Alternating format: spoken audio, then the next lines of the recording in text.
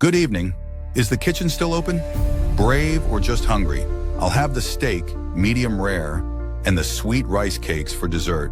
Please, please. For you, sir. Always. What can I get for the brave soldier? You finished just in time, sir. We have to close. It is. For our protection, they say. Yes, I heard. The curfew. It seems quite strict. You look worried. Join me? Just for a moment, before I have to make a dash for the base.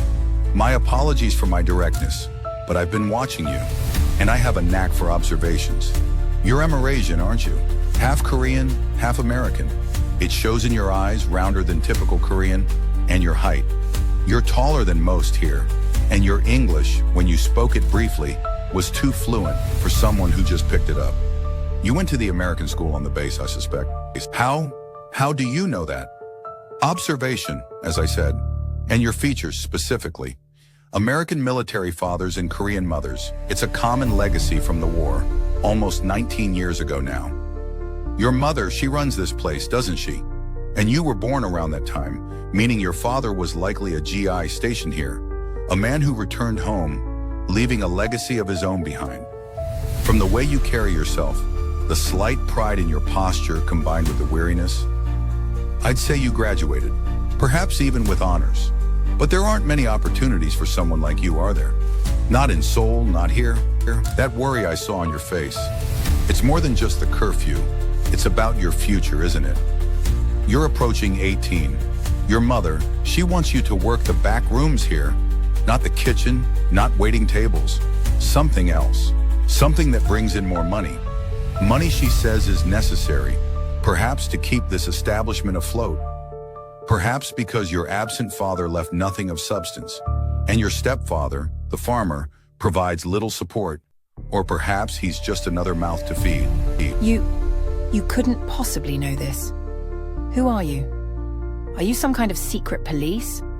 Let's just say I pick up on details others miss. In my line of work, that's crucial. Intelligence is about connections, patterns, knowing the human condition. And the conditions here, the aftershocks of a war, they are very specific. The Assyrians came down like wolves from the fold, their cohorts gleaming in purple and gold. Byron, it feels like that.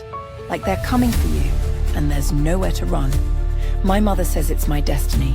She says it's the only way. But I can't. I won't. I need to escape. This country, everything, escape. A common desire here, a difficult one. Tell me, Anna, what would you do if you could escape? Anything. Somewhere I'm not just a reminder of a forgotten war. Somewhere I can be me. Somewhere I don't have to fear becoming what they want.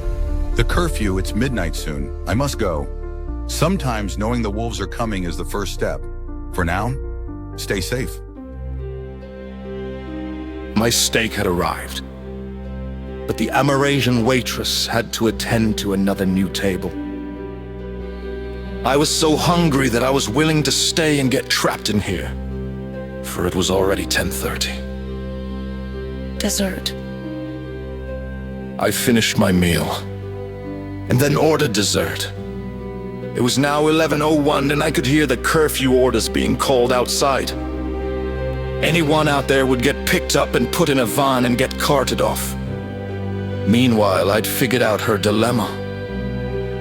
She came over and sat down, looking relieved that her shift was over, saying, I'm sorry I got busy and that I may have worried you. You must be wondering. I held up my hand. Let me guess. Okay, this should be interesting. You want to get out of this place, out of the country even, because they don't accept you here because of your round eyes and your other mixed features, as well as your good English. They considering you not to be pure Korean. They shunned you in the Korean school and in Korean society, so you switched or were switched to the American school in the fort, learning English there and gaining some American and foreign friends, with whose help you bettered your English even more, which while useful, made you stand out all the more here. Plus, well, you have larger American-sized breasts from your father's side. the GI who engaged your mother as a prostitute here some 19 years ago. You're tall for here as well. Perfect. And I've already graduated school. Are you a spy or something? No. Well, maybe you. No, I nose around. Not much else to do. You don't like Korea, but you bear it well. And by the way, you look pretty nice. Thanks. But of course they don't think so here. To them I'm an ugly outcast, but they have to think that way. True.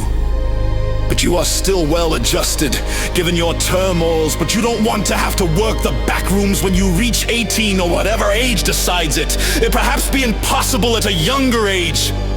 But your English speaking ability delayed it, or something else. But the time is drawing nigh, I can tell, by your anxiety. Hear you.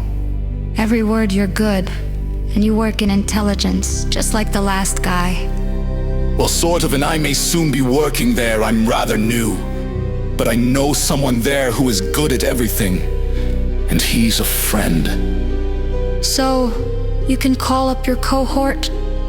The word cohort floored me, and I could only say, good word, cohort. The Assyrians came down like wolves from the fold, their cohorts gleaming in purple and gold. I know that one well. It's an army poem. Yeah, it would be. In the army school here. Oh, and my mother runs this place, and she does want me to work the back rooms. I have to get out of here. And your father is long gone, but he was an American in the Korean War about 19 years ago. Yes, and I have a stepfather now. He's a farmer. I've even considered running away, but I'd rather not get into that position. In this country, I need to try to do it right. I'm getting desperate. I've already made some moves towards getting away.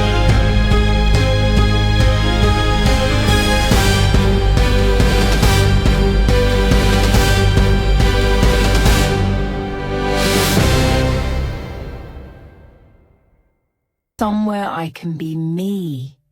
Somewhere I don't have to fear becoming what they want.